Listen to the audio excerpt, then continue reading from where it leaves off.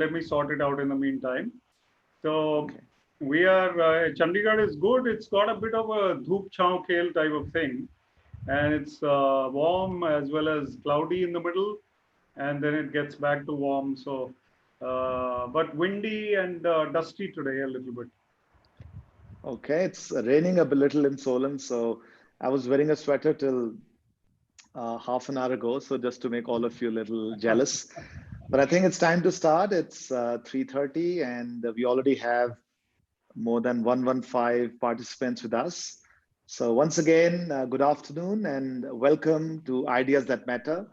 It's a series of webinars that Shulini is sponsoring, going around the country, talking to leading schools of the country. And speaking along with me is Vivek Atray, and I'll introduce Vivek in a second. Very quickly about me, my name is Atul Khosla. I am the founder and pro-vice chancellor of Shulini University in Kasoli Hills, Solon, Himachal Pradesh. In the foothills, we have a beautiful campus in the mountains, in the middle of a pine forest. As a background, I am a BTech from IIT Kanpur. I did my MBA from a school called Jamnalal Bajaj in Bombay, and then spent 20 years in the industry between different multinationals, worked in 7 different countries. And 6 to 7 years back, I decided to become a teacher, which I'm very proud of. And I now do full-time teaching. I'd like to add, Satwant Man, that I proudly say that I'm a teacher, and I hate to say that I'm management or a manager or an administrator. So a proud teacher in front of you. We have Mr. Vivek Atray with us today, and he'll be primarily speaking with us on this phenomenal topic of interpersonal skills, which he's a master of, and he's also my guru. A quick introduction to Vivek. Vivek is an ex-IAS officer, a TEDx speaker, also a visiting faculty and professor to Shulini University, and also an advisor to us. And we've probably done now, Vivek, 25 such sessions across the country. I I think think Vivek we've done is about, I'm just setting up my, I think we've done about 15 at the moment, but we're set to do more than 40, 30 or 40, I think. fantastic. So lovely. So Vivek is going to take, ma'am, 35 odd minutes, and we'll do a lot of Q&A. So teachers, please keep asking questions. You can do those through the chat board at the bottom or through the Q&A thing at the bottom. And we'll be trying to answer every question of yours. We are also live on YouTube. In case you're having trouble on Zoom, just go on YouTube, please. So before we start, I'll request Satwant ma'am to please speak and give us your very wise words, and then we can hand over to Vivek. Thank you, Atulji. Thank you so much. First of all, my sincere thanks to you for giving us this session, which is the topic is so close to my heart. And I have heard about Vivek Atrichi and such an eminent personality. And this would be enriching us about that topic. This is an interpersonal relationship. And I do believe that if we can master, if not even the master, we can know about a little bit thing about this skill. Definitely not only the professional life would be the best one, but the personal life also. Because life is full of challenges all the way and not a straight line.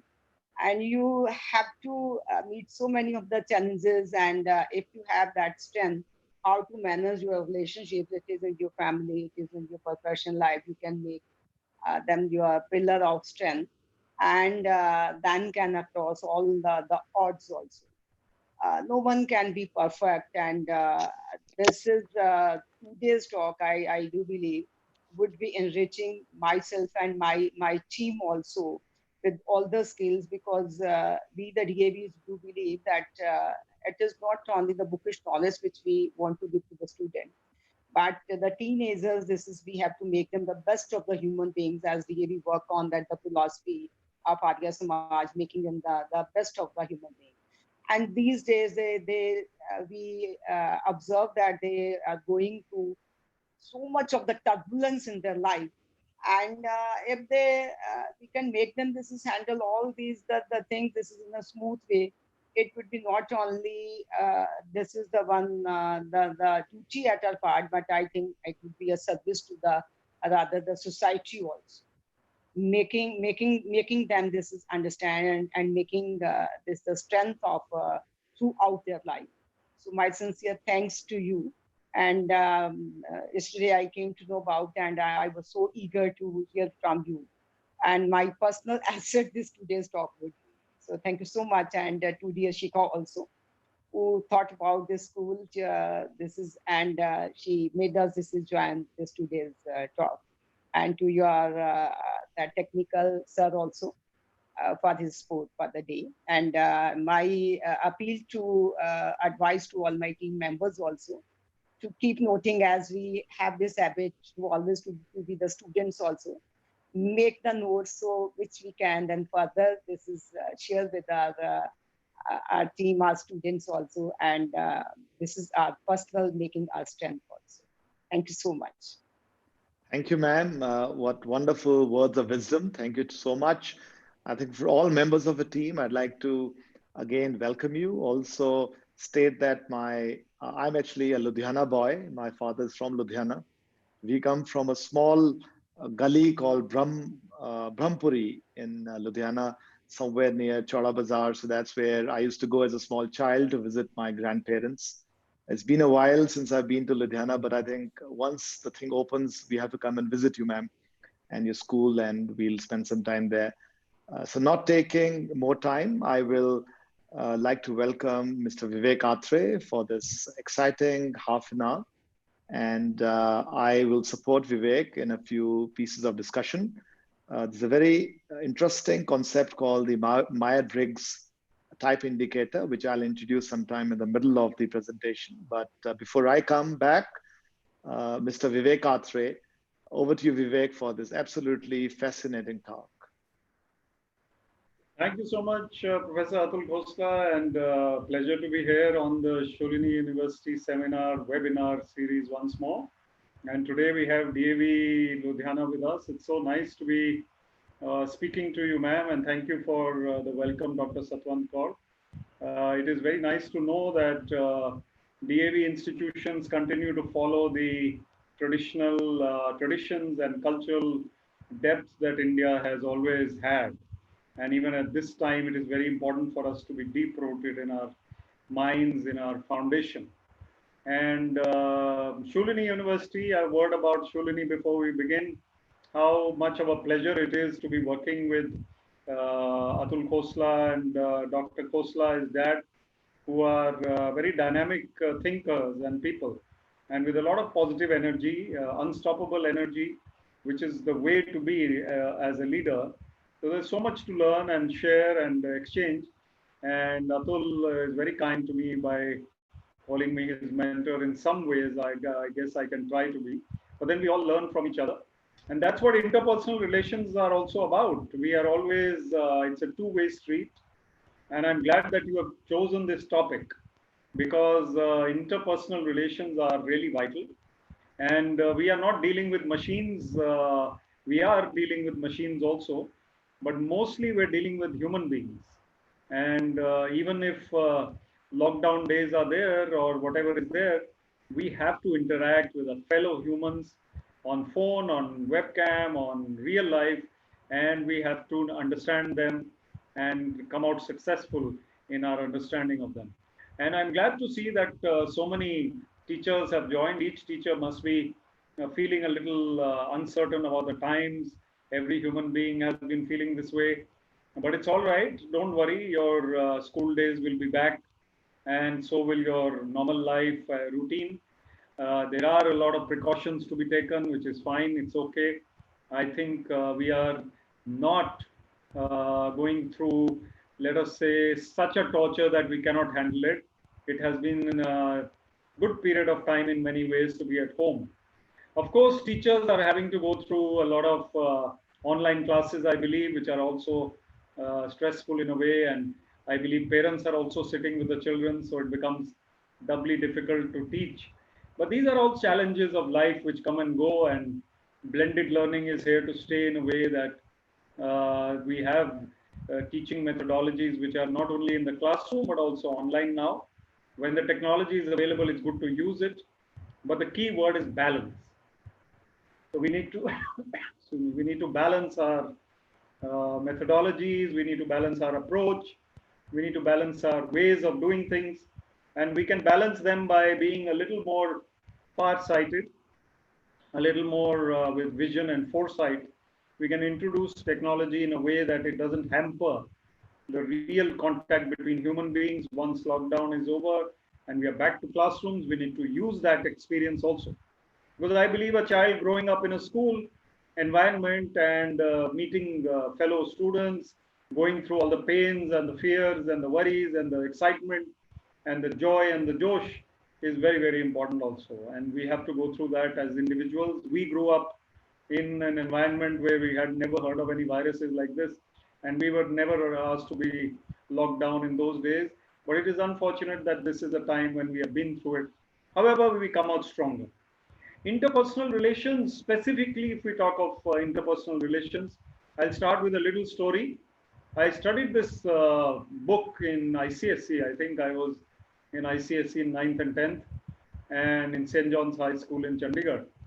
And the book was called The Admirable Crichton. I don't know if any of you have read The Admirable Crichton. And Crichton was a butler. He was a head butler in a house of a lord. I think the lord's name was Lord Brockhurst, if I remember correctly. And Lord Brockhurst was a very demanding boss and lordly, as you might say, a very pompous kind of person.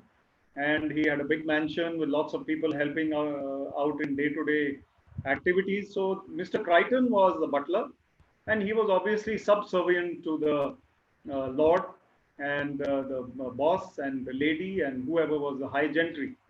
It is a bit like the show that you may have seen on Netflix, some of you. It is called Downton Abbey. And Downton Abbey shows how the top hierarchy of Britain is conducting themselves, and how the kitchen staff or the waiters and the butlers and the helpers are also. And it turns out that they have similar tensions, similar problems, and similar temptations. So let us talk about Admirable Crichton for a minute. What happened with Crichton was that they were all on a ship and it was shipwrecked. And they stayed on an island for 1 year or more because circumstances were such, no mobile phones, the ship was lost to the world, and 20, 30 people of that family and that group, they were on the island. And once you are on an island, when basic survival is the instinct, then all hierarchy goes for a toss. So Lord Brockhurst actually became the helper, and the admirable Mr. Crichton became the boss. So he became the leader of the group because of his human qualities, his man management qualities, his qualities of head and heart. And Crichton became the boss, and they had no hope of going back or virtually. So Lord Brockhurst became one of the men, and whatever Crichton would tell him, he would do. And one day, by chance, a ship comes and discovers them and saves them and rescues them. And when they are back to the ship which has rescued them, Lord Brockhurst, without realizing what he is doing, suddenly calls Crichton, instead of calling him Mr. Crichton or whatever he used to with respect for 1 year. He says, "Come, Crichton, come, help me." So immediately they are back to the same hierarchy and the same distinctions and everything. So human beings are various kinds, and various kinds of human beings have different ways of dealing with others. So if you look at an A-type personality or an aggressive type personality, if I call it, I will call that person someone who may not have too much empathy for others. And he's the kind of person who is aggressive in his mindset, perhaps a go-getter, very good at achieving things, but not very good at people management. So to understand people, you need to understand that they have come from different mindsets, different backgrounds, and different thinking. So you have to put yourself in their shoes. So another type of personality is that person who is sensitive to others, who understands that everybody is not alike. Everybody has different economic backgrounds, financial backgrounds, cultural, social backgrounds. And somebody from Tamil Nadu might come to Punjab and start teaching in your school. And someone from Finland might come and visit from Europe one day when no lockdown is there. And we might have to put ourselves in their shoes in order to understand them. If we only understand our local things and local norms and local ways of doing things, then we cannot grow in the mind. So we need to understand different societies, cultures, and the whole world at large, different states of India. And children growing up in our schools also need to understand that people are different and we need to be calm while dealing with them, not impatient, not harsh at someone who is new. So if you talk of interpersonal relations in a school, teachers and principal and parents and students and staff, there could be times when misunderstandings arise. There is a deadline and one teacher has not done the job, the other teacher suffers. Or it could happen that the principal sometimes finds that there is so much pressure.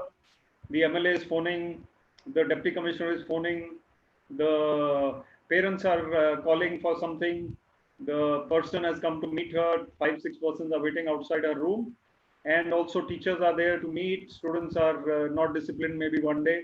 So a lot of pressure can be there also. So the first quality that needs to be exhibited for good interpersonal relations is calmness, a calm mind, not losing your temper, and not getting disturbed or restless or ruffled by what is happening.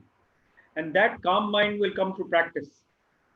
Interpersonal relations come from understanding, and understanding comes from calmness. If we are not calm in the mind, if we are impatient, disturbed, short tempered as a result of a disturbed mind, then we can't understand each other. So when we say something hurting to someone, hurtful, the other person will not forget it in a hurry. And we may forget it, but that person will not let us forget it. So these are things which we need to perhaps look at. Can we control our mind? Can we make ourselves calmer? Of course, some people are argumentative by nature. And because we are in Punjab school today, let me give you an example of a group of boys in Chandigarh. Chandigarh is like Punjab, capital of Punjab, Haryana also, similar mindset. And temperatures are hot in the summers. So one summer evening, afternoon, when it was really hot, one car full of 4 boys had a little skirmish or little banging against another car, which was not a big accident, but slight scratches were there on both cars. In the other car was an old man, 75 years old, perhaps, elderly gentleman. He comes out and he starts saying something, but these boys are very, they are excitable, they are angry, they are feeling hot, whatever it is. They start shouting at him and arguing with him. And one even perhaps pushes him a little bit. So this 75-year-old man says, he says, see, all of you are youngsters and you are picking on me, you are fighting with me. And so these boys are practical people. They say, कोई बात नहीं uncle, दो हम आपकी तरफ आ जाते हैं, दो ਅਸੀਂ ਤੁਹਾਡੇ ਵੱਲ आ जाते हैं. And 2 of them go towards him and the fighting continues, gets even rougher now. And after a while, the uncle is feeling very tired and sick of the argument. He says, well, I have to go home now. He says, uncle, तुसी जाओ, ਅਸੀਂ ਵੇਖ ਲਾਂਗੇ. So these 2 boys versus 2 boys, they have to fight. Now, boys will be boys, men will be men also is another saying. But women will be women also.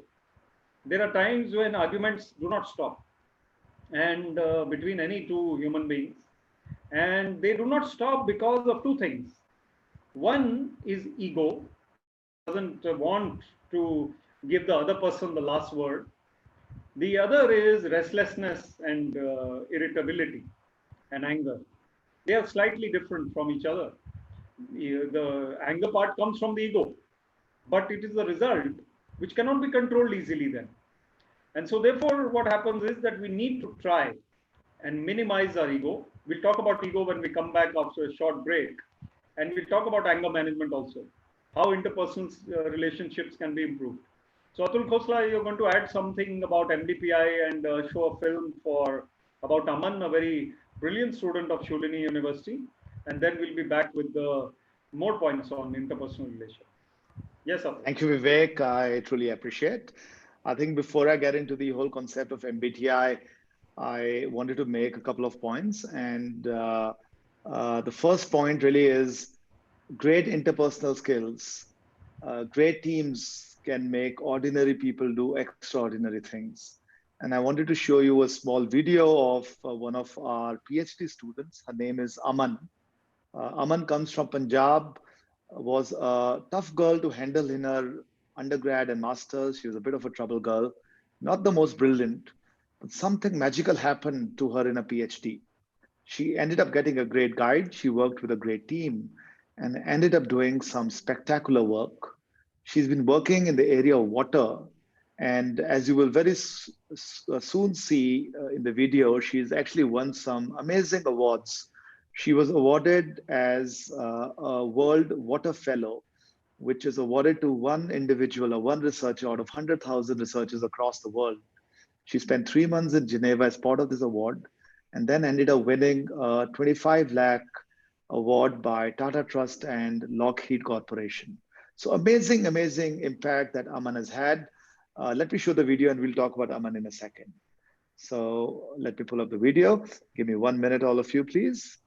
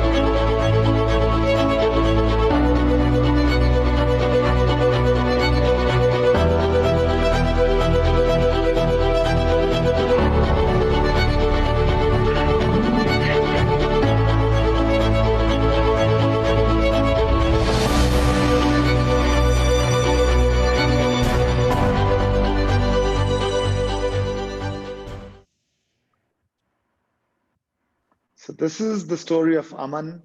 She worked on something as path-breaking as water.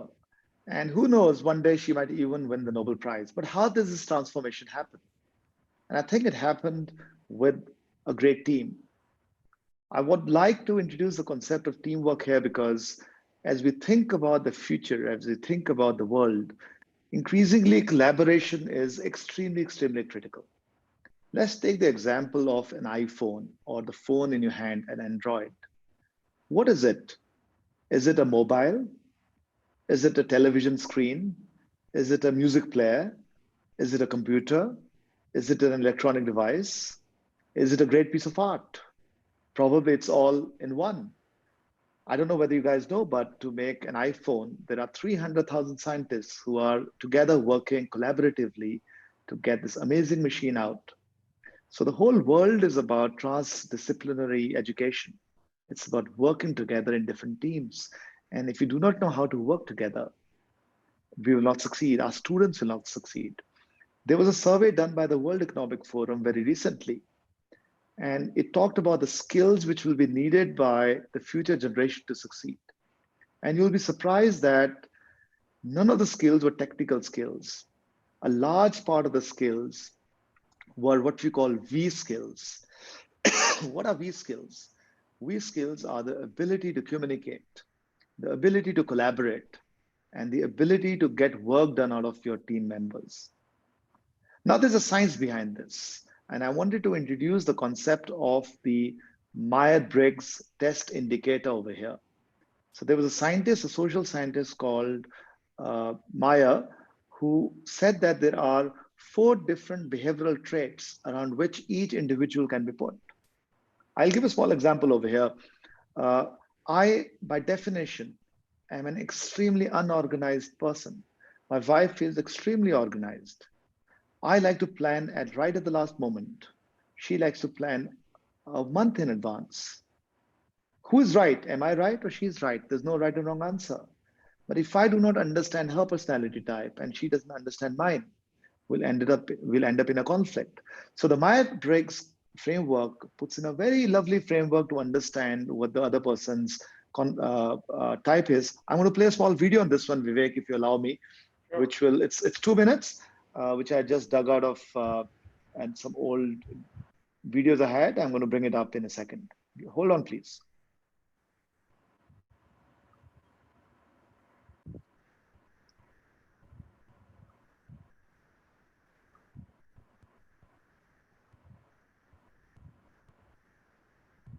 Say hello to Jill and Bill. Can you hear the They noise? work together, Sound? but couldn't be any more different.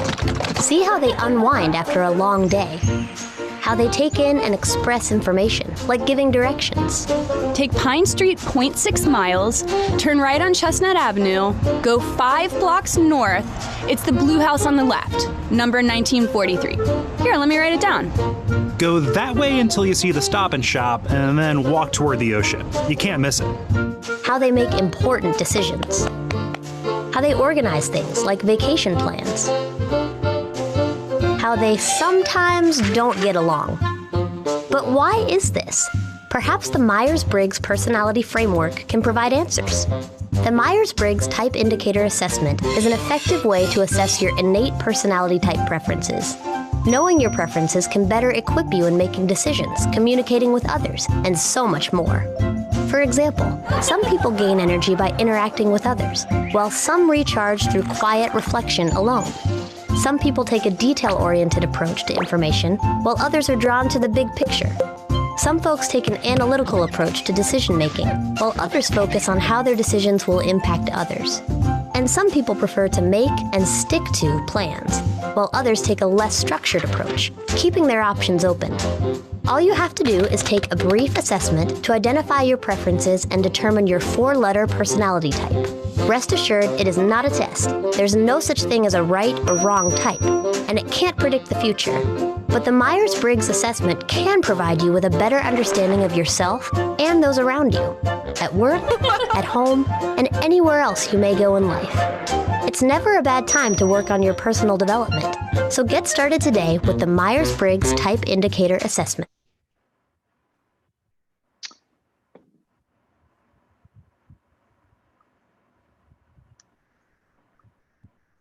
Give me 1 second. I think I need to switch it off.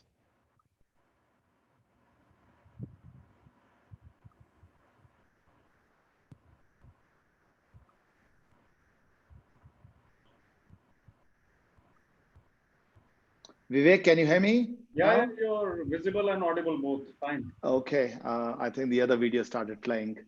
So the Myers-Briggs framework is something that I've used very effectively, Vivek. If you can understand the other person using a lens, a simple framework, it's so much easier to get along. Like I said, there's some people who are extroverts, some introverts. There's some people who take decisions on data. There's some people who take decisions on feelings. There's some people who are big picture. There's some people who are micro. There's some people who are organized and some people who are unorganized like me. And if we can all work together and put each one of us into the shoes of the other person, our interpersonal relationships will be so much better. I'd also like to say one more belief of mine, Vivek. I genuinely believe that 99% of people in this world are honest and truthful. Yes, there are 1% devils around and we need to be away from those 1% devils, but everyone else is genuine, honest, I believe. And the reason why we clash is because we probably don't understand the other person. Over to you from my side. Very well said, Atul. Absolutely, I agree with you that 99% of the people in this world are actually good human beings, and it's the 1% who create problems. And we may not think that way when we see people around. And typically, interpersonal relations go bad because we don't understand the other people, and the neighbor, the landlord, or the relatives, they all have interpersonal problems. And colleagues, somebody might say very light-heartedly that, so and so was saying something about you, and you take it seriously. You start feeling bad. Somebody said something about you which was just a little light-hearted remark, and it becomes a serious issue. So we are often ego hampered. That means that our ego tells us that we should not like certain people, we should be wary of certain people, careful of certain people, and therefore we become a little sheltered in our own belief systems. And as Atul showed, there are so many different kinds of personalities. And the MBTI methodology seems to be very scientific in analyzing how go-getter type personalities, or methodical personalities, or very artistic personalities and easygoing personalities can all get along if they understand each other. So the first thing to do is to understand. And the second thing to do is to throttle your ego. Ego is anyway our enemy. And ego doesn't mean only the fact that I'm proud of myself. It also means that I am not able to control my negativities, my shortcomings, and those things which are absolutely against my own interest. So ego, in our very short-term usage, narrow-minded usage, we say ego hai, usko bada ego hai. He thinks too much of himself, she thinks too much of herself. And that's not it. Ego is all the negatives in us. Anything that gives us the reason to feel selfish, self-centered, not thinking about others, and also the lower self is ego. If you look at the spiritual aspects and you read the scriptures, they will tell you that we have a lower self and a higher self. We have a subconscious mind, a conscious mind, and a superconscious mind. And the superconscious mind is the one we need to develop and cultivate. So another advice that I'll give you, if you want to vanquish your own ego, and you feel that you will be better off if your ego is not troubling you so much, then you can you can meditate. If you meditate, if you find peace of mind, you will realize that all these things really don't matter. If somebody said something to you at the bus stop in 2010, and that was 10 years ago, and till today you remember it. He said this to me 10 years ago. Whenever you see that person, you remember that. So these are things which really belittle us. They make us our own enemies, because we are troubling ourselves with those thoughts. And those thoughts will not go away unless we make a determined effort to do so. We need to be cheerful, we need to be positive, we need to be less demanding of others and more demanding of ourselves. So turn the spotlight of introspection onto yourself. Don't analyze others so much that your interpersonal relations go bad because of a small little thing. Analyze yourself. If you have a little bit of weakness, try and get rid of it. And the related point is anger management. Relationships get sour when we say something which should not have been said. If I am thinking something against someone, I am getting that thought that this person is not nice, is not as per the person I want him to be or her to be. They are not affected by our thinking. They are affected by what we do and how we are with them. So we have to control our emotions, negative emotions, and try and be positive with them. And this is a very key point. Supposing we have to work with someone for 30 years, 35 years. If that person and we don't get on in the first 2 years, how are we going to spend another 33 years? We have to learn to at least have a working relationship. Working relationship means she is not my best friend, but I will work with her as much as is required. I will do what is needed. I will not feel bad about working with her. I will give her support where she needs support. She will then give me support where I need it. Maybe she is not the one I have lunch with. She is not the one I would like to phone after school hours and have a chat with. She's only there to work with me. That's fine. You have a working relationship with some people and you are best friends with other people. That's okay. But we need to stop hating people. We need to stop detesting and loathing people. We need to really bring out our best emotions. Anyway, negative emotions are taking a toll on our own health. Most of our stress is due to worries, due to negativities. And these are not good for either interpersonal relations or for our own health and conduct. If we look at ourselves as minds, bodies, and souls, a man or a woman are three things: mind, body, and soul. If you look at your body, we are taking care of it. Look at the mind, we are taking care of it in some ways. We are feeding the mind positive as well as negative things. And negative things means that when we are indulging in criticism or cynicism or jealousies, then we are feeding it negativity. When we are watching the TV news at night, I often tell this to all my listeners: please don't watch the TV news at night before sleeping. Don't watch or talk about negativity before sleeping. And after waking up for a while, stay off negativity. Suddenly, somebody calls you with the news that, oh, did you know that this accident happened? So many people died. This happened. That politician is so bad. These things are not really adding to your life. How many people died? How they died in an accident in the newspaper? What is the GK increase with that? Is your GK increasing? Rather learn about how people make dosas in Chennai. More GK, more useful. Or how you play badminton through the latest rules of badminton. Why are the Chinese and now Indians also doing so well? So many things, interesting things are happening. We need to focus our mind more on those and less on things which are just detrimental to our own peace of mind. That peace of mind will give us better lives. A bigger picture in sight will give us better lives, better understanding. And I'll show you a couple of slides, but before that, Atul would probably show you a video on Shulini University. And Atul, please add your thoughts, and then I'll take them through some points also. Thank you, Vivek. Actually, before I show this video, I first wanted to thank all of you teachers.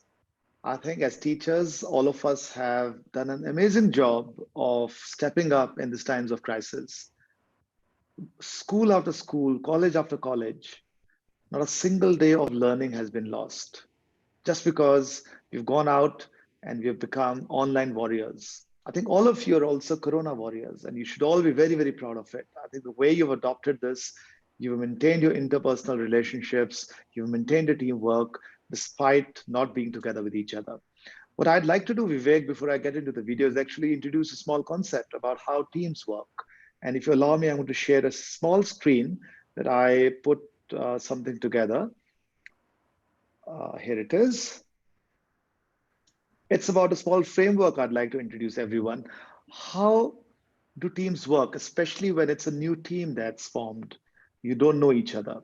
The first stage is on the left is forming. You form the team, of course. Then you start norming yourself, you start warming up. And by definition, there's going to be storming after that.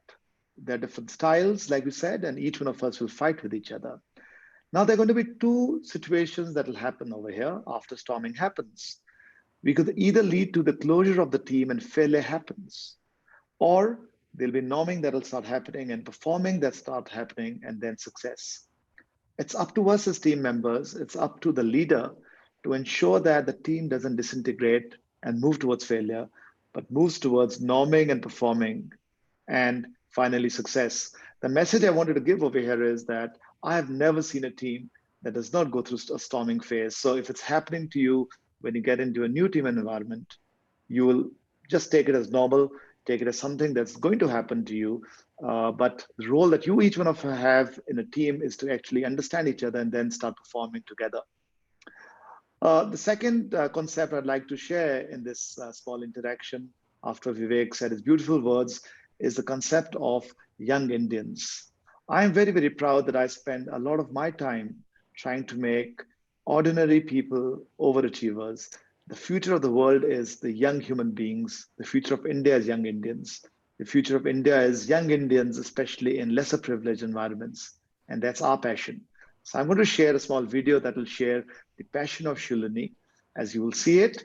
And after that, we'll hand it over to Vivek to end the discussion. So Vivek, give me a minute to play the video.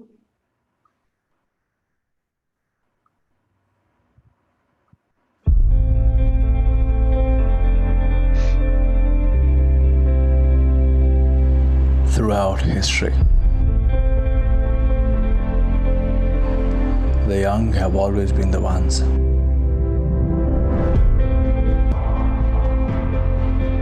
to shape the future.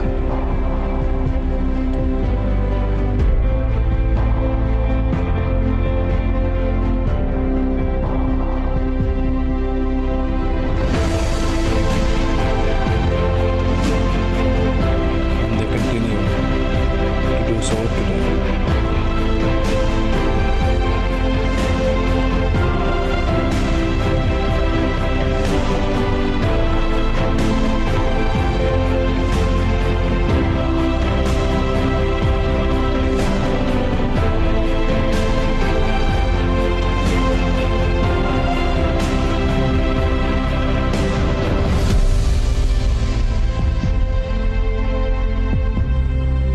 You are the country's biggest asset, our best bet to conquer the future. So what are you waiting for? Your time to dream is now. Dream of the research that can change the world. Dream of a high-flying corporate career. Dream of higher studies in the world's best universities. Dream of developing cutting-edge technology of the future. Dream of your own global startup. At Shuli University, we empower you and enable you to chase your dreams and change the world.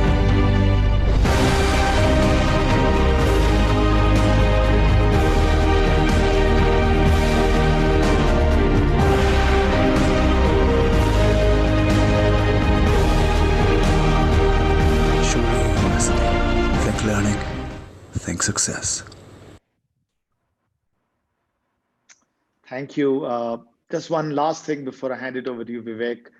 At Shulini, one of our passions is to make students learn to work together. Most Indian students are actually not very good at interpersonal skills. So we put them into uncomfortable situations where they're working with non-friends of theirs from different departments, different streams.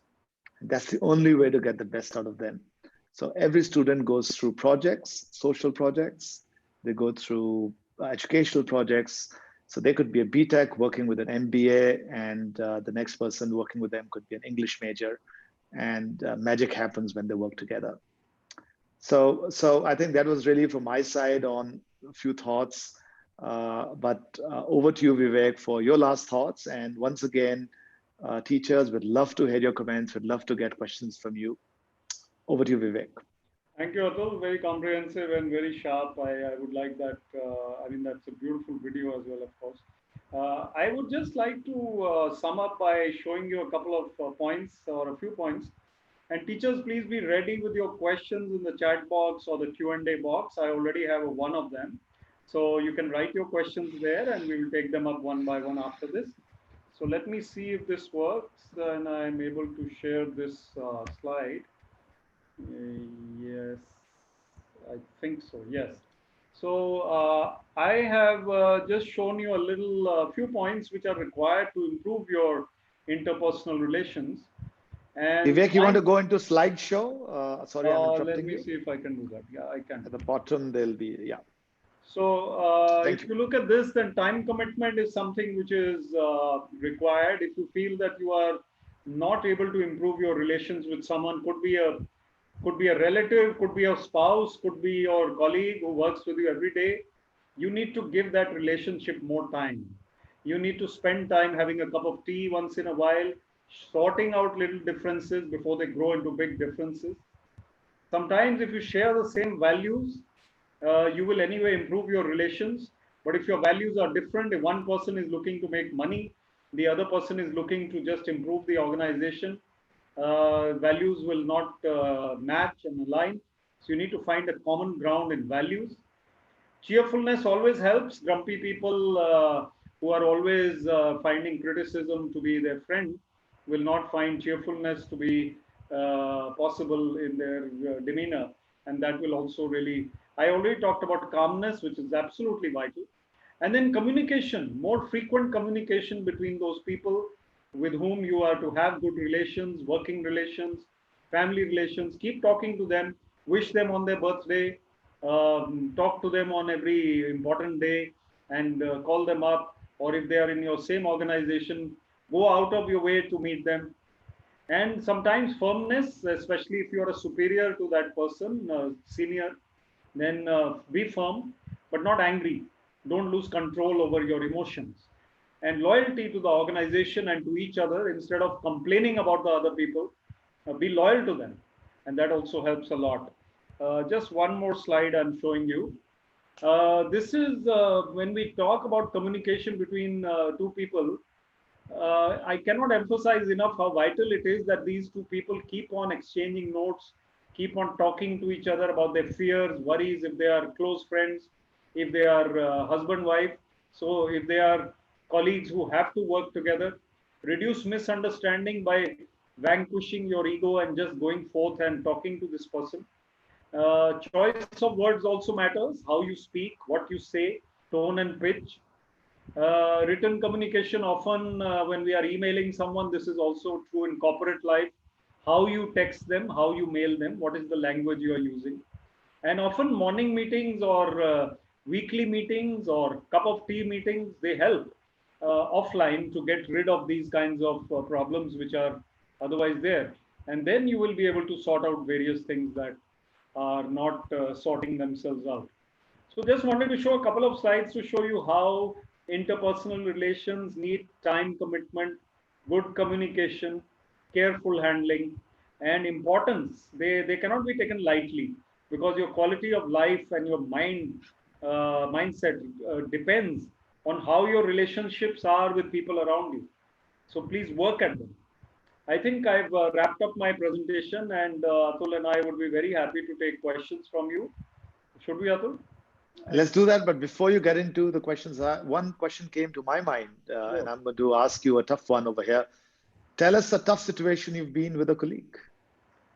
With a colleague, I had a boss who was very tough to me, and he would call me at 11 o'clock in the morning and make me sit till 1 o'clock with him. Senior IAS officer. I was in the HCS before being promoted to IAS. And then after 3 o'clock, again, he would call me till 5 o'clock and make me sit the whole day, and others also, not only me, 5 or 6 of us who were in his team. He would make us sit there with him throughout the day without doing anything productive. And then at 5 o'clock, he would say, what about that DO letter? What about that Government of India communication? Where is it? Then I would say, sir, I've been sitting with you throughout the day. But our relationship was obviously, so it took time for him to get used to the fact that I should not bother these guys so much. But his ego didn't allow him. So I had a tough time with him. That's a difficult one, especially if it's a boss. Yeah. Let's go into the Q&A, Vivek. Vikas sir is asking. Question from Vikas, TGT Mathematics. So Vikas is asking, please guide how to handle students with diverse learning needs in normal class. So you see, absolutely a very sensitive question and very important. Students with special needs, diverse needs, have to be given time offline also. In the class, of course, you have to give them special attention at times, but you cannot do that to an extent. So beyond an extent, because the other people are also there, other students are there. So spend extra time with them and prepare them for the classes, each child separately. And then only you will be able to understand the child better. The child will be able to open up with you. And then the child will also be able to get more out of their classes. And it will be very good for them if they are able to do that. That's a good question, Vika. I think I answered it okay. Atul, like to add something?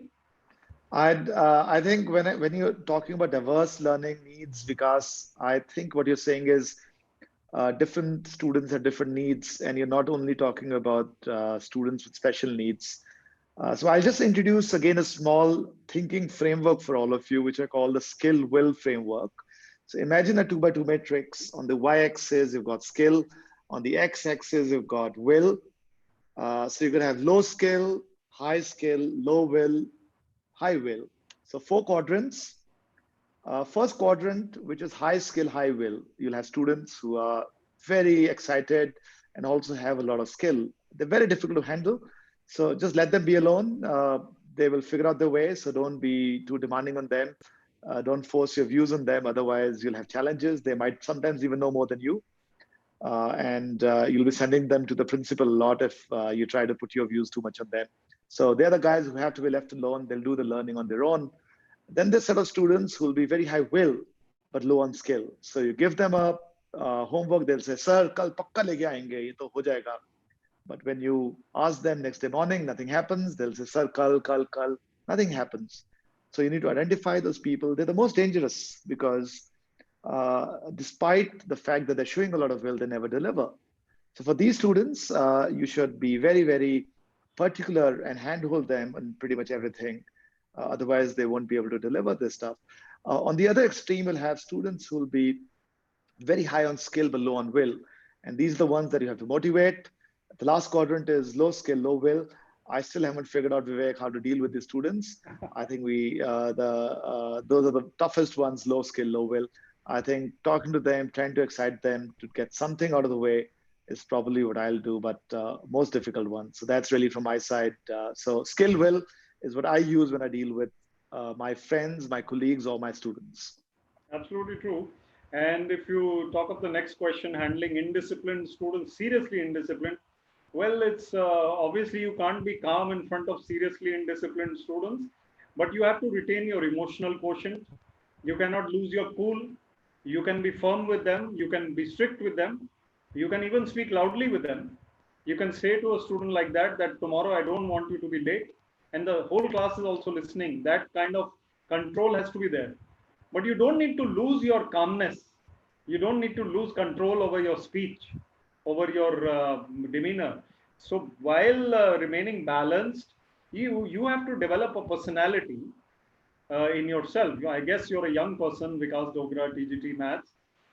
You have to develop a personality which is such that people don't take you lightly, yet you are calm. So remember, you have to find that balance. It's tough. It's tough. Don't be taken lightly. You will be solid, but don't be a person that who people dislike or is too angry. It's tough, but try that. Next question, I think. Mamta ma'am has a question. You might want to pick it up. Mamta ma'am is asking some students who belong to such families where parents are divorced or regularly in scuffle, they show very poor performance. How to bring such students at equal pace? Absolutely very difficult to bring such people, such students to pace. My wife runs a school for toddlers, by the way, and many of these toddlers' parents are fighting or squabbling with each other. And it is evident because those children who are biting, hitting others, they are the ones, if you call the parents, then those parents are like that. So it takes a lot of toll on the students. It is very difficult, no doubt, to handle such students. Give them time. Call them separately. Maybe two students are like that. Call them together. Let them understand that you care for them and give them more time and give them more attention. Make them feel welcome and encourage them. And even if they get 60 marks out of 100, others are getting 85, 95, give them that little bit of calm encouragement and try to push them better, make them better. So you'll have to deal with them psychologically a little bit. Encouragement will work. And also counsel the parents. You can call the parents at times, talk to them individually if they are in a divorce situation. Call the parent who is handling the children and tell them that this is how you need to handle the children. Then we have Gopal Das ji who's saying how to handle parents having over expectations. Yes, this is a problem of 2020 where everybody thinks my child will be Shah Rukh Khan and Usain Bolt and Virat Kohli rolled into one. And these are only acting and sports. He will also be Einstein and Elon Musk. Cannot be possible. Each child is different, has different requirements and different abilities. So counsel the parents, talk to them, and the child also tell him that do your 100% best, otherwise your parents will not be able to even get some of their ambitions through you filled. So drive the children more and talk to the parents once in a while. It's tough. Some of them won't understand. But even if you can make 80% of them understand, I think you are okay. What is the better solution for an over-pampered child? So over-pampered children, obviously at home things are not balanced. They are eating wrong. They are getting everything they want. And over-pampered children in school, Their parents need to be called and they need to be told that your child has to be like others. And it doesn't matter if you are the richest man in Ludhiana or the most powerful. You have to listen to the school requirements and not make this child feel as if he is God's gift to the school and mankind. So that's my thought on that. Atul, would you like to add something? I think that's the best way. I think not pampering the child in class is also very important, because sometimes if he or she comes from an important family, I've seen sometimes my teachers get influenced. So also coaching the faculty and the teachers is also very important, that everyone is equal inside the classroom. Absolutely. And then there's something about 7th class emotional boy. Babita ma'am is asking, I'm not a child psychologist, but I would suggest that if he's over emotional, please show a child psychologist or ask someone. Because, and one good thing that I have learned, I'm a sportsman and Atul is also a sportsman. If physical energy needs to be expended outdoors, if somebody's running for 1 hour or playing badminton or football for 1 hour, he will not have too many emotions after that, because that endorphins are released and your outlet is already there. That's why punching bags are there. So let him do sports that will help him. There's some questions on the chat bot, on the chat. Okay, I'll just take one more from Seema ma'am, who is saying, after diagnosing problem areas, it's difficult to convince the parents. Yeah, so you try your best with the parents. Parents are actually, I'm also a parent, many of you are parents, but out of the 3 stakeholders in education, the educationists, the parents and the children, I think the problem is with the parents. And the parents are too expectant and too pampering and too harsh also at times. So we need to counsel the parents more. Maybe you can get Atul and me to speak to the parents one day. We'd be happy to talk to them as a group. Paramjeet Kaur ma'am is saying, I think that was by Paramjeet Kaur ma'am, right? Right. Deepika ma'am has got a question which I can pick up. Vivek, Sure. She's saying, what can you do when the majority is against you? Ma'am, that's a very difficult one, but the 2 things I would do. One is I'd go back and introspect. If the majority is saying no and I'm saying yes, then there must be some rationale to it. But then if you think you really believe in that you're right, there's something called facts that you need to bring to the table.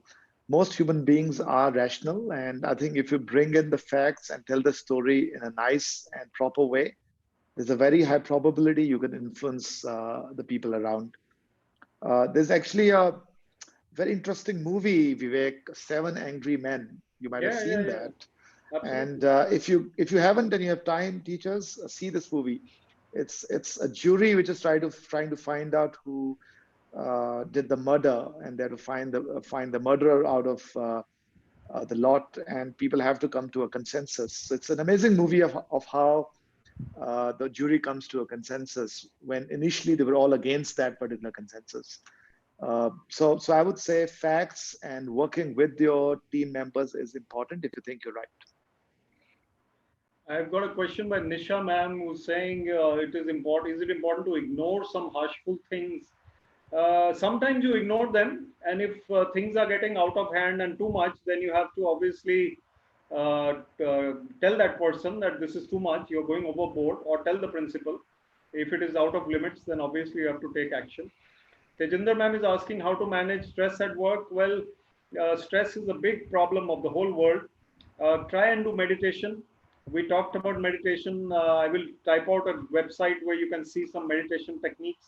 I follow Kriya Yoga. You can follow anything you like. Paramahansa Yogananda said, meditate, meditate, meditate.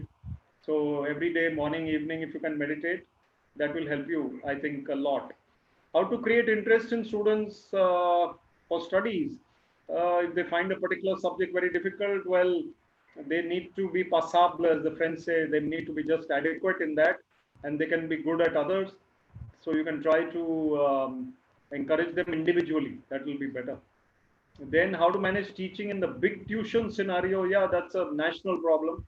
I won't say it's an international problem like the virus, but it is a national problem. And so I've got a very strong point of view over here, Vivek.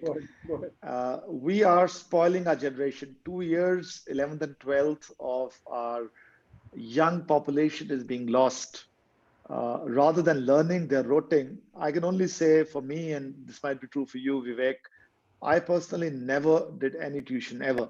And I did get into IIT and I think I did reasonably well. Yeah.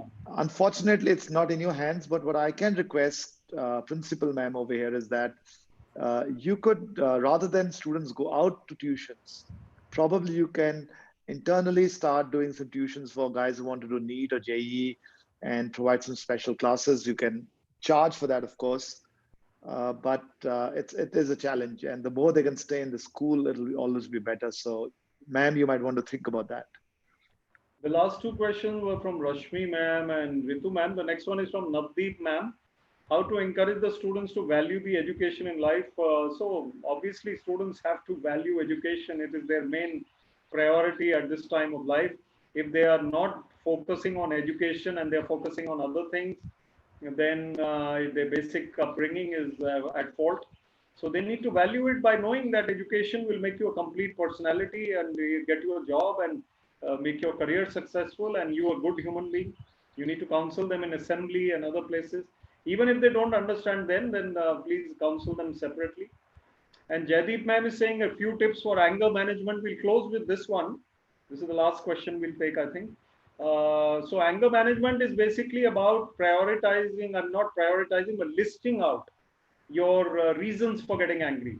What are your reasons for getting angry? Are you getting angry for 6 reasons? Let's say you write down. My mother-in-law makes me angry. My colleague makes me angry. My bus driver makes me angry. My helper at school doesn't give me warm, hot cup of tea. Whatever, my sari was torn by the Iron Man, the press, the Dhobi. So Iron Man. So what needs to be done is basically to see which things actually are worth losing your temper and control over. Are the last 3 worth it? No. Perhaps the mother-in-law is too much at times. That's an old problem in India or anywhere. Try and be a little forgiving at times. Control yourself. And the person who is calmer in such a situation is actually victorious. So there was a saying that sticks and stones may hurt my bones, but words can never harm me.